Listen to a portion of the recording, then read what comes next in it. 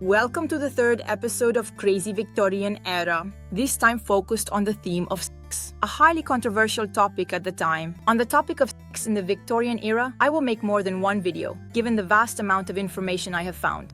Let's start right away with the first part. The angelic woman. The woman is considered the angel of the hearth and is not allowed to have her own sexuality. With marriage, the Victorian wife becomes the property of her husband, who, by owning her body as well, did not need his wife's consent to have sexual relations with her. It was expected that the woman would arrive at marriage as a virgin, when she would fully submit to the sexual needs of her husband. Her pleasure was supposed to derive purely and entirely from making her husband happy, and she was expected to desire sex only for the purpose of motherhood. All women who crossed this strict boundary were labeled as immoral, impure, scandalous, fallen, or mentally ill. On the other hand, men had considerable sexual freedom and privacy. They could visit prostitutes and financially support long-term mistresses. Even though these women were labeled as immoral by men, they were still used. Marriage laws explicitly stated that men could have sexual relations with other women, while their wives had the duty to remain faithful to their husbands.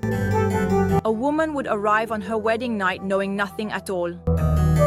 The sexual act was experienced as a shock, an inexplicable, humiliating, and degrading event to be endured in silence for the husband's sake, who was equally ignorant but probably convinced he was a god because he paid prostitutes to tell him so. Dangerous sex. The only permitted position was the missionary, in which only a few enlightened doctors allowed the legs to be raised slightly. Otherwise, they had to remain stretched out and rigid. Any other position could cause the fragile woman bruises, paralysis, and of course, death. The first wedding night was a nightmare because overly intense sex, the result of a long wait, could even cause a fatal hemorrhage to the bride. If sex, which was better done in the dark, was frowned upon, imagine what the common opinion could be on masturbation, the ultimate waste. Well, according to the experts of the time, this solitary practice could even interrupt vital functions and, in the youngest, the growth of organs. It was strongly advised against getting too excited and trying new positions. Everything is recounted in the book Unmentionables, a Victorian lady's guide to sex, marriage, and manners. A guide to sex, marriage, and good manners written by historian Therese O'Neill, which provides details on the Puritan norms of the time.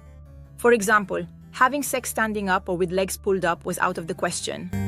According to the experts, no woman could desire such an encounter, because she would not enjoy it. A woman of delicate constitution could hurt herself badly in these positions.